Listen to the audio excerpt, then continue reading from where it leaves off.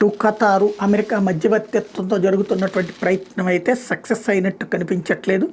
Israel తాజాగా దాడులు చేయడం, అమెరికా దానికి మద్దతు ఇవ్వడం. అదేంటి అంటే హమాస్ అంతం మా పంతం అంటున్నది ఇజ్రాయెల్. దానికి మేము సహకరిస్తున్నాం. ఎస్ కరెక్ట్, అందులో నో డౌట్. బట్ హమాస్ అంతం సాధ్యమా? తాలిబాన్ల విషయంలో, ఆఫ్ఘనిస్తాన్లోని తాలిబాన్ల విషయంలో అమెరికా అట్లాగే అనుకుంది. 20 సంవత్సరాల పాటు అమెరికా అక్కడ తాలిబాన్లకి పరిపాలన కానీ అక్కడ ఆఫ్ఘనిస్తాన్లో బ్రతకడానికి కూడా అవకాశం లేకుండా చేసి చివరికి చిన్న చిన్న దాడుల ద్వారా వాళ్ళ ఉనికిని 20-25 ఏళ్ళు కాపాడుకున్నటువంటిది తాలిబాన్లు. చివరికి వచ్చేటప్పటికి అమెరికా ఆఫ్ఘనిస్తాన్ వదిలేస్తే తిరిగి మళ్ళీ దాన్ని స్వాధీనం చేసుకో. ఒక తీవ్రవాద భావజాలంతో పుట్టి పెరిగినటువంటి వాడికి మంచి చెప్తే సచ్చినా అర్థం కాదు.